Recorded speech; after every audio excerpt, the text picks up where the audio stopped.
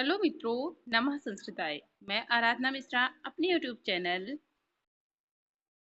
संस्कृत आराधना से आप सभी मित्रों का स्वागत करती हूँ। तो चलिए फ्रेंड्स, शुरू करते हैं। संस्कृत साहित्य के अंतर्गत बहुत ही महत्वपूर्ण और संस्कृत माला प्रश्न पत्र है, तो इसकी बहुत ही महत्वपूर्ण प्रश्नोत्तरी है। तो सभी मित्र देखिए और चैनल को भी जरूर सब्सक्राइब कीजिए, वीडियो को लाइक करिए और अपने मित्रों तक भी शेयर करिए। इसके पहले कि मैंने बहुत सारी प्रश्नोत्तरी भी करा दी है, जो कि मेरे चैनल के प्लेलिस्ट में आप सभी मित्रों को मिल जाएगी, जो net JRF TGT PGT BPSC हर एग्ज़ाम के लिए बहुत ही महत्वपूर्ण प्रश्नोत्तरी है। तो आप सभी मित्र देखिए और मेरे चैनल को भी सब्सक्राइब जरूर कीजिए। तो शुरू करते हैं यहाँ से अपने प्रश्नों की विशेष श्रृंखला को। तो इसके पहले मैंने कल 42 प्रश्नों तक की सीरीज पूरी कर दी थी, और जो आज बचे हुए प्रश्न है, जो कि 125 प्रश्नों की श्रृंखला है, तो मैं थोड़ा थोड़ा करके प्रश्न कराना शुरू की हूँ। तो आप सभी देखिए और प्रैक्टिस सेट है, तो सभी मित्र एक ही सरसरी निगाह से देखते जाएंगे। तो बहुत ही अच्छे प्रश्न है, जो कि सामान्यतः TGT का ही प्रश्न है, जो पूछा गया है हर जगह। तो यहाँ से देखिए कि किसने शकुंतला को सांप के प्रभाव से मुक्त करने के लिए दुर्वासा से प्रार्थना की थी। तो यहाँ पर देखा है प्रश्न, देखिए 43 नंबर, कि किसने शकुंतला को सांप के प्रभाव से मुक्त करने के लिए दुर्वासा से प्रार्थना की थी। प्रियंवदा, गौतमी, अनुसुईया, मेनका।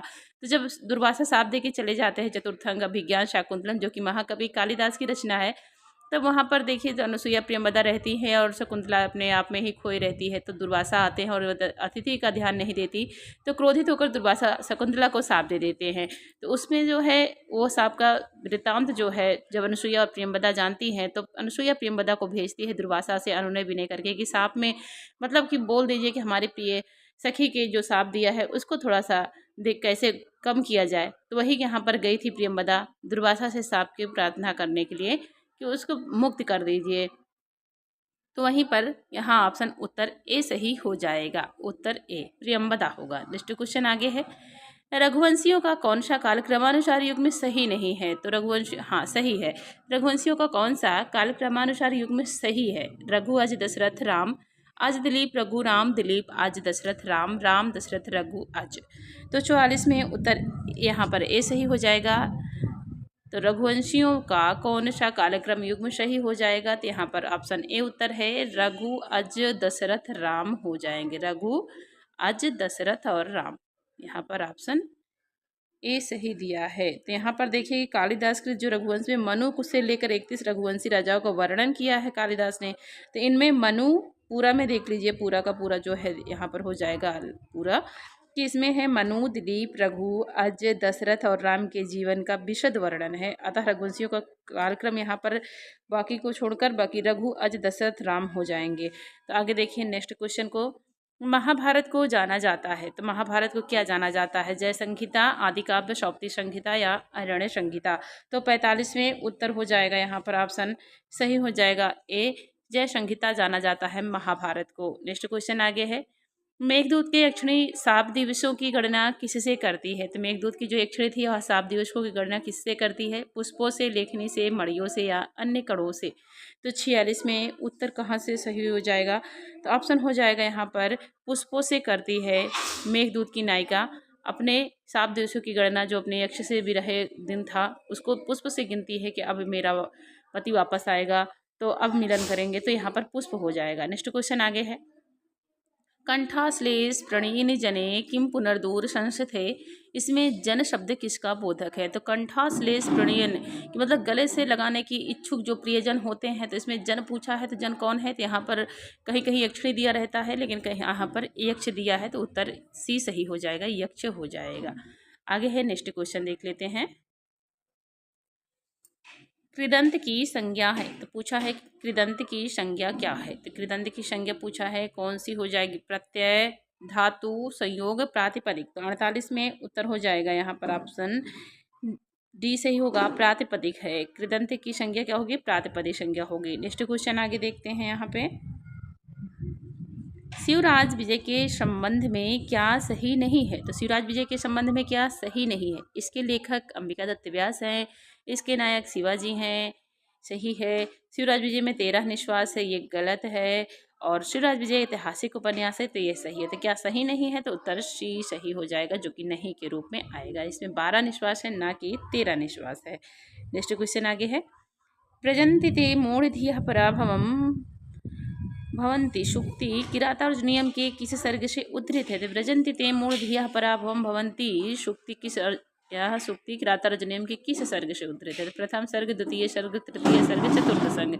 तो जो कि टीजीटी में, तो प्रथम सर्ग हर जगह, टीजीटी में नहीं, सारे ग्रंथ में प्रथम सर्ग ही माना गया है। तो उत्तर ए सही हो जाएगा। नेक्स्ट है आगे क्वेश्चन, किस काव्य में अलकापुरी का वर्णन प्राप्त होता है? तो किस काव्य में? कालिदास ने बहुत ही सुंदर वर्णन किया है अलकापुरी का। तो कौन सा ऑप्शन सही हो जाएगा? तो बी उत्तर सही होगा, मेघदूतम में। नेक्स्ट क्वेश्चन आगे है, मेघदूतम किस विधा का काव्य है? तो मेघदूतम किस विधा का काव्य है? सभी को पता है कि दो, यह है गीत काव्य या खंड काव्य दो बोल सकते हैं। तो उत्तर बी सही हो जाएगा, जो कि दो भागों में विभक्त है, पूर्व मेघ में और उत्तर मेघदूत। तो दो भागों में मेघदूत विभक्त है और यह एक खंड काव्य है, या इसको गीत काव्य भी बोल सकते हैं। नेक्स्ट क्वेश्चन आगे है, नेक्स्ट क्वेश्चन है कि भारतवर्ष में सर्वप्रथम यवन शासक का बीजारोपण किया था? तो भारतवर्ष में सर्वप्रथम यवन शासन का बीजारोपण किसने किया था? महमूद गजनवी ने, शहाबुद्दीन ने, कुतुबुद्दीन ने या अलाउद्दीन ने? तो यहाँ पर उत्तर बी हो जाएगा, शहाबुद्दीन ने किया था, मोहम्मद गौरी ने। तो यहाँ पर उत्तर बी सही हो जाएगा। नेक्स्ट है, और आगे देखते हैं नेक्स्ट क्वेश्चन, पत्रलेखा किसकी पुत्री थी? तो पूछा है कि पत्रलेखा किसकी पुत्री थी?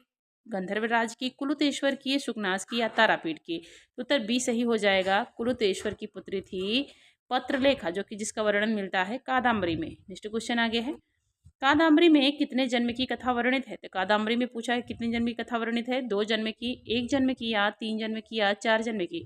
तो उत्तर सी सही हो जाएगा, 3 जन्मों की कथा मिलती है कादम्बरी में, जो कि महाकवि बाणभट्ट की बहुत ही सुंदर कथा है कादम्बरी। नेक्स्ट क्वेश्चन आगे है, संतह में कौन सी धातु है? तो संतह में कौन सी धातु हो जाएगी?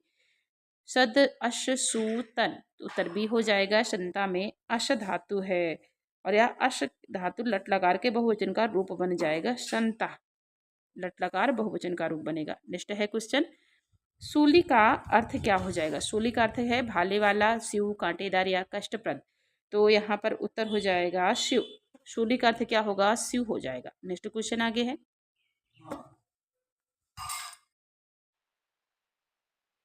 नेक्स्ट है, लुब्धक का अर्थ है। तो लुब्धक का अर्थ क्या होगा? लोभी, लुभावना, उपलब्ध, बहेलिया। तो 58 में उत्तर हो जाएगा बहेलिया, डी उत्तर सही होगा, बहेलिया हो जाएगा। नेक्स्ट क्वेश्चन है, आगे है नेक्स्ट क्वेश्चन, कांतोदंत का अर्थ है। तो कांतोदंत का अर्थ क्या हो जाएगा? चमकते दांत, प्रिया के दांत, प्रियतम का वृत्तांत, प्रिय का अंत। तो यहाँ पर 59 में उत्तर क्या सही हो जाएगा? कांतोदंत का अर्थ क्या हो जाएगा? उत्तर देखते हैं, यहाँ पर उत्तर सही हो जाएगा, प्रियतम का वृत्तांत, सी उत्तर सही हो जाएगा। तो यह प्रियतम का वृत्तांत, इस शब्द का प्रयोग उत्तर में के 42वें श्लोक में हुआ है, जिसमें षष्ठी तत्पुरुष समास भी है। कांतोदंत का विग्रह क्या होगा? तो कांतस उदंतः, कांतोदंतः, यहाँ पर षष्ठी तत्पुरुष समास भी बनेगा कांतोदंत में। नेक्स्ट क्वेश्चन आगे है, उज्जैनी में स्थित शिवलिंग का क्या नाम है? जो उज्जैनी में स्थित शिवलिंग है उसका नाम क्या है? वैद्यनाथ, महाकाल, मार्कंडेय, विश्वनाथ। तो 60 में उत्तर हो जाएगा, यहाँ पर ऑप्शन बी सही होगा, महाकाल हो जाएगा, उत्तर बी सही हो जाएगा। यह भी, जो कि इसका भी यहाँ पर वर्णन किया है कालिदास ने, जो कि यह आपका शिव पुराण में कहा है, 12 ज्योतिर्लिंगों में से एक है। सौराष्ट्रे सोमनाथम चा श्रीशैले मल्लिकार्जुनम उज्जैन्याम महाकालेश्वरम ओंकारम परमेश्वरम। यह भी आपका पूर्व मेघ में मिलेगा, जो कि उत्तर, हाँ, कालिदास ने इसका बहुत ही सुंदर वर्णन किया है मेघदूतम में। नेक्स्ट क्वेश्चन आगे है, उदुतुलत, उदुतुलत में कौन सा लकार है? लंग, लिंग, लुंग, लिंग। तो उदुतुलत में कौन सा लकार हो जाएगा? तो यहाँ पर कौन सा लकार हो जाएगा? तो लुंग लकार हो जाएगा, जिसका वर्णन आपका मिलता है शिवराज विजय में। नेक्स्ट क्वेश्चन आगे देखते हैं, यहाँ पे आदि देश में पुरुष वचन है। तो आदि देश में कौन सा पुरुष और कौन सा वचन है? प्रथम पुरुष एक वचन, मध्यम पुरुष बहुवचन, उत्तम पुरुष द्विवचन, मध्यम पुरुष एक वचन। तो उत्तर हो जाएगा ए, प्रथम पुरुष एक वचन हो जाएगा। आदि देश में पुरुष और वचन क्या होगा? प्रथम पुरुष एक वचन। नेक्स्ट क्वेश्चन आगे है, विदित वेदितव्य में कौन सा समास है? तो विदित वेदितव्य में कौन सा समास हो जाएगा? सभी जब जो है उत्तर यहाँ कौन सा सही हो जाएगा? अव्ययी भाव, द्विगु, बहुव्रीहि, तत्पुरुष। उत्तर सी हो जाएगा, बहुव्रीहि समास हो जाएगा विदित वेदितव्य में। नेक्स्ट क्वेश्चन है, इक्षन में कौन सा प्रत्यय लगा हुआ है? तो पूछा है कि इक्षन में कौन सा प्रत्यय है? त्रिन, त्रिच, यत, सत्री। तो उत्तर डी सही हो जाएगा, इक्षन में सत्री प्रत्यय हुआ है, ऑप्शन डी वहाँ पर सही हो जाएगा। इक्षन का अर्थ है चाहता हुआ या चाहने वाला, इसमें सत्रिय ईश धातु में सत्रिय प्रत्यय लगने से इच्छन रूप बना है। नेक्स्ट क्वेश्चन आगे देखते हैं। अधोलिखित में कौन सा वर्ण झस प्रत्याहार में आता है? तो यहाँ पूछा है कि अधोलिखित में कौन सा वर्ण जो कि झस प्रत्याहार में आता है? खा जा टा धा। तो 65 में उत्तर कौन सा सही हो जाएगा? तो उत्तर हो जाएगा यहाँ पर डी धा, जो कि झस प्रत्याहार में आता है। तो झस प्रत्याहार के अंतर्गत निम्नलिखित जो वर्ण आते हैं उनका है कि झा भा घ ड ध। तो अतः झस प्रत्याहार के अंतर्गत धा वर्ण आएगा। नेक्स्ट क्वेश्चन आगे है कि घटिका शतक की उपाधि से विभूषित किए गए। तो घटिका शतक किसकी उपाधि है? तो सभी को लगभग पता ही है। तो घटिका शतक किसकी है कि एक घड़ी में 100 श्लोक की रचना करने वाले अद्वितीय कवि कौन थे? तो बाणभट्ट, भर्तृहरि, अंबिका दत्त व्यास या कालिदास। तो एक घड़ी में 100 श्लोक की रचना कौन करते थे 24 मिनट में? तो यहाँ पर उत्तर हो जाएगा सी, अंबिका दत्त व्यास हो जाएंगे। आगे है नेक्स्ट क्वेश्चन देखते हैं कि बाणभट्ट का काल माना जाता है। तो बाणभट्ट का काल क्या माना जाता है? चौथी शताब्दी, 5वीं शताब्दी, 6ठी शताब्दी या 7वीं शताब्दी। तो पूछा है कि बाणभट्ट का काल क्या माना जाता है? तो उत्तर डी सही हो जाएगा, 7वीं शताब्दी माना जाएगा। बाणभट्ट का काल 7वीं शताब्दी का पूर्वार्ध माना जाता है। नेक्स्ट क्वेश्चन आगे है गाम दोग्धी पयः। गाम दोग्धी पयः में इस वाक्य में गाम की संज्ञा होगी। तो गाम दोग्धी पयः में गाम की क्या संज्ञा होगी? कर्ता, कर्म, करण, अधिकरण। तो 68 में उत्तर हो जाएगा यहाँ पर ऑप्शन बी सही होगा, कर्म हो जाएगा। गाम दोग्धी पया में कर्म हो जाएगा। यहाँ पर कर्म संज्ञा हो जाएगी गाम दुग्धी पया में, जो कि अकथितम च सूत्र से कर्म संज्ञा कारक होगी और इसमें द्वितीय विभक्ति का प्रयोग हुआ है कर्म। नेक्स्ट क्वेश्चन आगे है कादम्बरी के कथानक का आधार है। तो कादम्बरी का कथानक का आधार क्या है? महाभारत, पद्म पुराण, कथा सरित सागर या बृहद कथा। तो उत्तर हो जाएगा यहाँ पर बृहद कथा। कादम्बरी का आधार क्या है? तो गुणाढ़ की बृहद कथा है। डी उत्तर सही है। नेक्स्ट क्वेश्चन आगे है निम्नलिखित में से किसका संबंध उत्तरामचरितम से नहीं है? उत्तरामचरितम से नहीं पूछा है।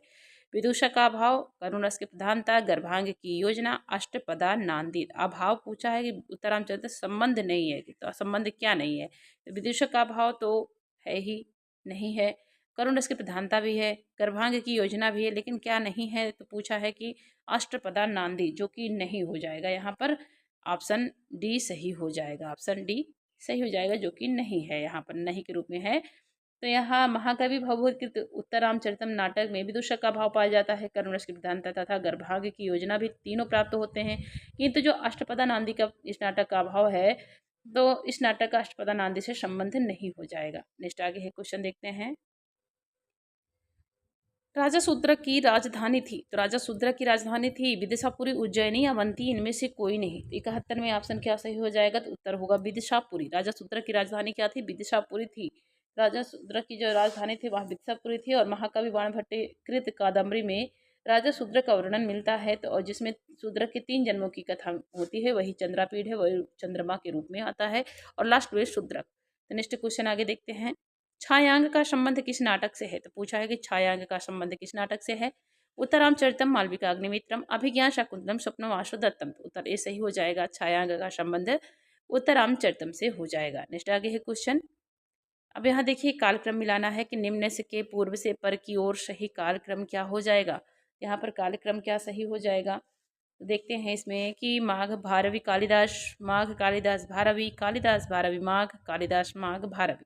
तो यहाँ पर 63 में कौन सा उत्तर सही हो जाएगा? तो उत्तर हो जाएगा कालिदास भारवी माघ। पहले कालिदास आएंगे, फिर भारवी आएंगे, फिर माघ आएंगे। यहाँ पर सी उत्तर सही हो जाएगा। तो यहाँ अगर आगे है नेक्स्ट क्वेश्चन देख लेते हैं। तो इसके आगे के नेक्स्ट क्वेश्चन हम नेक्स्ट वीडियो में लाएंगे। तो यहाँ 73 प्रश्नों की मैंने प्रश्नोत्तरी करा है। छोटे छोटे पार्ट में वीडियो बनाएंगे तो देखने में भी नहीं लगती है और छोटा क्वेश्चन रहता है, जल्दी हो भी जाता है। तो यहाँ मैंने 73 प्रश्नों की सीरीज पूरी की है, जो कि 125 प्रश्नों की सीरीज थी। और यहाँ 2011-10 का मॉडल प्रश्न पत्र भी है, जो कि आया हुआ पेपर है TGT का। तो सभी मित्र देखिए, और चैनल से नहीं जुड़े हैं तो चैनल को भी जरूर सब्सक्राइब कीजिए और वीडियो को भी लाइक करिए। जो मित्र वीडियो तक नहीं पहुँचे हैं तो उनको भी जरूर शेयर करिए। तो पढ़ते रहे मित्रों, आपका दिन शुभ और मंगलमय हो, इसी कामना के साथ नमः संस्कृताय।